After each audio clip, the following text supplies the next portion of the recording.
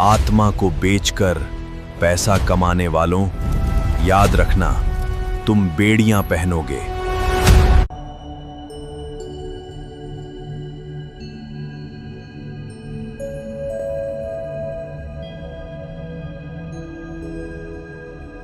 नमस्कार भक्तों, आज इस कथा के द्वारा मैं पैसे के दीवानों को एक विशेष संदेश देना चाहता हूँ। पैसे के दीवाने अक्सर ये कहते हैं, हमें ज्ञान की जरूरत नहीं है, ज्ञान तो मुफ्त में गली के हर कोने पे उपलब्ध है, लेकिन पैसे नहीं मिलते, हमें पैसे चाहिए। मैं पैसे नहीं दे सकता, ज्ञान के द्वारा उन्हें इंसानियत सिखा सकता हूँ, और इंसानियत से अगर पैसा कमाएंगे तो ये वायदा है कि आपको बेड़ियां पहनने की नौबत नहीं आएगी। मुझे बड़ा तरस आता है जब मैं ये सुनता हूँ कि कुछ ऐसे दीवाने हैं जो अपना खेत खलियान, छोटी मोटी जायदाद बेचकर किसी तरीके से पैसे इकट्ठे करते हैं, दलालों के चक्कर में पड़ते हैं, और फिर माल ढोने वाले ट्रकों में और कचरा लादने वाले ट्रकों में छुपते छिपाते विदेश जाने का प्रोग्राम बनाते हैं। कई लोग रास्ते में पकड़े जाते हैं और जिंदगी भर जेल में सड़ते रहते हैं। कुछ लोग कामयाब होते हैं, विदेश पहुंच जाते हैं, और वहां पर भी छिपते छिपाते रहते हैं। एक ही कमरे में 20-20 व्यक्ति रहते हैं, और पकड़े जाने पर उनके साथ दुर्व्यवहार होता है, उनके साथ बहुत ही घटिया किस्म का व्यवहार होता है, उन्हें बहुत परेशान और प्रताड़ित किया जाता है, और बेड़ियां पहनाकर वापस भेज दिया जाता है, और वापस आकर वो किसी को मुंह दिखाने के लायक भी नहीं बचते, और कई बार खुदकुशी कर देते हैं। जो व्यक्ति बहुत गरीबी में पल रहा है और इस टाइप के कर्म करके विदेश जाता है, उनके अलावा कुछ तो बहुत ही पढ़े लिखे इंसान हैं जो विदेश चले जाते हैं। जब मैं ये देखता हूँ कि गूगल, व्हाट्सएप, इंस्टाग्राम, इनमें जो काम कर रहे होते हैं वो एप्स बनाकर अरबों रुपए विदेशों में कमा रहे हैं, और उनको एप्स बनाने में मदद कौन करता है? फेसबुक में अच्छे अच्छे प्रोग्राम भी बार बार डेवलप करके क्यों लगाने के लिए दिन रात मेहनत करते हैं, ताकि उनकी कंपनी को करोड़ों का, अरबों का फायदा हो और उनको भी खूब पैसे मिले। कितने डॉक्टर्स, इंजीनियर्स बड़ी मेहनत से देश में पढ़ाई करते हैं, रिसर्च स्कॉलर पढ़ने में अपना जीवन व्यतीत करते हैं, और फिर एक दिन टिकट लेकर विदेश चले जाते हैं, वहां पे और अपने ज्ञान को निखारते हैं, काम करते हैं, खूब पैसे कमाते हैं। मैं ये मानता हूं कि उनको वहां पे हर तरीके की सुख सुविधा और पैसे मिलते हैं, ज्ञान भी उनका बढ़ता है, लेकिन उनसे सच्चे मन से पूछिएगा तो कहेंगे, अरे भाई देश की याद तो आती है, यहाँ पे भेदभाव होता है, बर्दाश्त नहीं होता है। अरे भाई अपने देश वापिस आ जाइए, यहाँ काम करिए, मेहनत करिए, मैं वायदा करता हूँ कि आपको इतना पैसा तो यहाँ मिल जाएगा कि आपको, आपके बच्चों को, आपके परिवार को किसी तरह की कमी नहीं आए। ये हो सकता है कि जब आपकी जीवन लीला समाप्त हो जाए तो आप अपने बच्चों के लिए करोड़ों रुपए छोड़कर नहीं जाएंगे, लेकिन जीवन में आपको कभी कमी महसूस नहीं होगी, इसका भी फायदा होगा। आपके बच्चे भी और मेहनत करेंगे और कमाएंगे, देश में नाम भी पैदा करेंगे, इज्जत और स्वाभिमान भी बढ़ाएंगे। क्या उस इज्जत और स्वाभिमान का कोई कीमत नहीं है? हम सब जानते हैं कि डॉक्टर त्रिहन साहब 1971 में अमेरिका चले गए थे और 1988 तक वहीं अमेरिका में रहे थे। फिर उसके बाद देश वापिस आ गए और यहाँ पर आके उन्होंने मेदांता हॉस्पिटल शुरू किया, जहाँ पर दुनिया में सबसे अच्छी से अच्छी चिकित्सा की सुविधाएं उपलब्ध हैं। आज हमारे देश को भी वो सब सुविधाएं उपलब्ध हैं और देश और विदेश से कितने लोग आते हैं अपना इलाज कराने के लिए। मैं ये भी मानने को तैयार हूं कि वहां पे आम आदमियों को इलाज कराने की सुविधा नहीं मिलेगी, क्योंकि खर्चा बहुत होता है। लेकिन अगर हम सब मिलकर प्रयास करते रहे, मेहनत करते रहे, तो एक दिन वो भी आएगा जब इस देश में अच्छे से अच्छे चिकित्सालय आम आदमियों के लिए भी उपलब्ध हो पाएंगे। लेकिन अगर पढ़ लिख कर सब विदेशी चले जाएंगे तो इस देश का क्या होगा। तो कृपया कोशिश करिए, मन को समझाइए, कम में गुजारा कर लीजिए, लेकिन विदेश का इरादा छोड़ दीजिए। एक कॉलेज में पढ़ाने वाले अध्यापक की दर्दनाक कथा सुनाता हूं।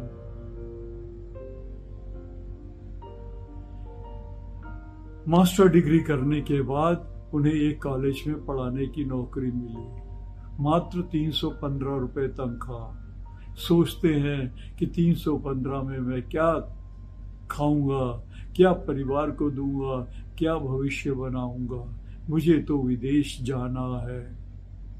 2 साल की अथक परिश्रम के बाद उन्हें इंग्लैंड का एम्प्लॉयमेंट वाउचर मिल गया।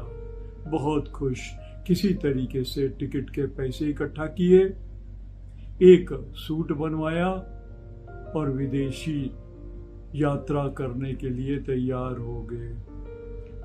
1967 की बात है। उस समय विदेश में जाने के लिए मात्र 3 पाउंड मिलते थे।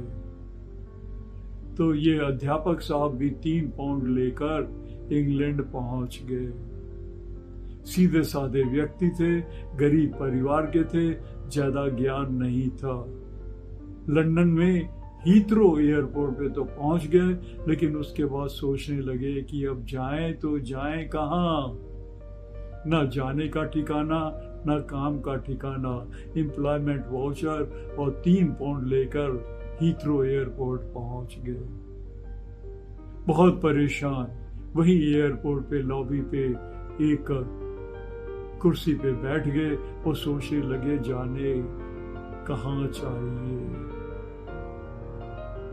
तभी एक देसी व्यक्ति उनके पास आया, कहने लगा कि भाई आप बड़े परेशान दिखाई दे रहे हैं। वो व्यक्ति वहां एयरपोर्ट पे सफाई का काम कर रहा था। बातचीत होने लगी, पता चला कि ये भी अपनी गरीबी को दूर करने के लिए यहाँ पर आए हुए हैं। बातों बातों में दोनों ने एक दूसरे का फोन नंबर या कांटेक्ट की जगह पता कर ली कि कैसे एक दूसरे को मिला जा सकता है। बहुत देर परेशान बैठे हुए थे तो वो साथी जो कि एयरपोर्ट पर सफाई का काम कर रहा था, एक कप चाय लाकर उनको पिला दी। बड़ा खुश हुए कि चलिए एक देसी आदमी ने दूसरे देसी की मदद तो की। 1 घंटा और बैठने के बाद उनका ध्यान अपने सूट पर गया। ये सूट तो उन्होंने अपने देश से सिलवाया था और जिस व्यक्ति से ये सूट सिलवाया था उनकी साली साहिबा इस देश में रहती थी। तो सोचने लगे कि चलिए कि मैं भी उनसे मिलने चला जाता हूँ, हो सकता है वो मुझे रहने की कोई जगह दे पाए। वो साली साहबा स्लॉ में रहते थे। अब इनके पास 3 पाउंड, क्या करें, सामान लाद कर खुद ही अपने ऊपर चल पड़े कि किसी बस पे बैठकर जाएंगे। हीथ्रो एयरपोर्ट, इतना बड़ा एयरपोर्ट, वहां से निकलकर बाहर सड़कों पे आना और उस जगह पहुंचना जहां से बस चलती थी, कितना मुश्किल काम था। लेकिन पैसे के लालच में वो तकलीफ बर्दाश्त कर गए। एक बस पे बैठ गए सामान को लाद कर। कंडक्टर साहब आए तो पता चला कि अरे भाई ये तो स्लो से आ रही है, लंदन जा रही है, आपको सड़क के दूसरी तरफ खड़ा होना था। सामान सहित उसे वहां उतार दिया गया। अब वो सोच रहा है कि यू टर्न कहाँ मिलेगा। इंग्लैंड में यू टर्न इतनी आसानी से नजदीक नहीं होते हैं। काफी दूर चलने के बाद यू टर्न लेकर सड़क के दूसरी तरफ पहुंचे और बस में फिर बैठ गए। बस स्लो में अपने अड्डे पे रुक गई। अब ये सोचने लगे कि उस घर कैसे पहुंचा जाए जहां पे वो हमारे दर्जी साहब की साली साहिबा रहती हैं। एक बहुत ही सज्जन व्यक्ति मिले, वो भी देसी व्यक्ति थे। उन्होंने कहा कि वो बहुत छोटी सी जगह पे रहते हैं, आपको पहुंचने में बड़ी तकलीफ होगी। एक टैक्सी की, साथ में खुद बैठ गए और वो उनके साथ जाकर पते पर पहुंचा दिया। अब हमारे अध्यापक साहब सोचते हैं कि भाई ये पता नहीं उन्हें यहाँ रहने की इजाजत मिलेगी या नहीं मिलेगी, इसलिए बड़े आराम से धीरे धीरे चल रहे थे कि ताकि जो उनकी मददगार करने के लिए व्यक्ति आया था वो वहां से चला जाए। डरते डराते दरवाजा खटखटाया। देसी व्यक्ति काम आए। उसने कहा भाई मेरे पास तो एक बहुत छोटा कमरा है, मैं अपने पति के साथ यहाँ पर रहती हूँ, मेरा एक छोटा बच्चा भी है, यहाँ मैं आपको क्या मदद कर सकती हूँ। हाँ, पड़ोस में एक लड़का रहता है, एक आध रहने के लिए आपको वहाँ दे सकती हूँ और खाना खाने आप मेरे पास आ सकते हैं। लेकिन उसने महसूस किया कि वो साली साहिबा उनसे मिलकर बिल्कुल खुश नहीं थी और वो ये चाहती थी कि ये ना रुके तो ही अच्छा है। उस हालत को देख के अध्यापक साहब ने सोचा कि नहीं, मैं यहाँ नहीं रुकूंगा। कुछ समझ नहीं आया क्या करें, तो उन्होंने कहा भाई एयरपोर्ट पे जो देसी व्यक्ति मिला था उससे ही मुलाकात करता हूँ, शायद वो कुछ मदद करे। फिर से उसी रास्ते से वो वहां पे वापस हीथ्रो एयरपोर्ट पहुंच गए। किसी तरह उन्हें पता चला कि देसी साहब की रात की ड्यूटी है, सफाई रात भर करनी है। उससे मिले और बोले कि मेरी ये समस्या है, मेरे पास कोई काम नहीं है, पता नहीं कैसे पढ़ाने का काम मुझे मिलेगा नहीं मिलेगा, क्या करूं। और मैं करीब 15 घंटे हो गए हैं इस देश में आए हुए और बिल्कुल प्यासा हूं, भूखा भी हूं। देसी आदमी ने कुछ खिलाया भी और बोला कि भाई मैं इस एयरपोर्ट की एजेंसी वालों से बात करता हूं, अगर वो कोई काम तुम्हें दे सकते हैं। थोड़ी देर के बाद आया और बोला, बड़े अफसोस के साथ कहना पड़ता है कि ये काम जरूर मिल सकता है लेकिन वो आपके लायक नहीं है। अध्यापक साहब ने कहा, जब भूख लगी होती है तो इंसान कोई भी काम करने के लिए तैयार रहता है। कौन सा काम है बताइए, मैं करने को तैयार हूँ। वो कहते हैं कि खाली इस एयरपोर्ट के जो वॉशरूम है उनको सफाई करने वाला आदमी छोड़कर चला गया है, क्या तुम वो काम कर पाओगे? क्या ये आपके लिए सही होगा? अध्यापक ने कहा, भूखे प्यासे आदमी के लिए सब कुछ सही है। और कॉलेज के लड़कों को पढ़ाने वाला अध्यापक एयरपोर्ट के वॉशरूम साफ करने के लिए काम करने के लिए उतावला हो गया। क्या गरीबी को अंत करने का यही तरीका है? और उस अध्यापक ने वो काम ले लिया और करने लगा। पता नहीं कितने दिन बीत गए होंगे। रात को वो रहने के लिए भी वही जो दूसरा देसी आदमी था उसके साथ रहने लगे। एक छोटे से कमरे में 10 आदमी रहते थे, ये 11वें बन गए और जमीन पर लेट कर सो जाते थे रात को, और दिन भर यहाँ पर वॉशरूम साफ करते थे। पता नहीं कितने महीने या कितने साल बीत गए।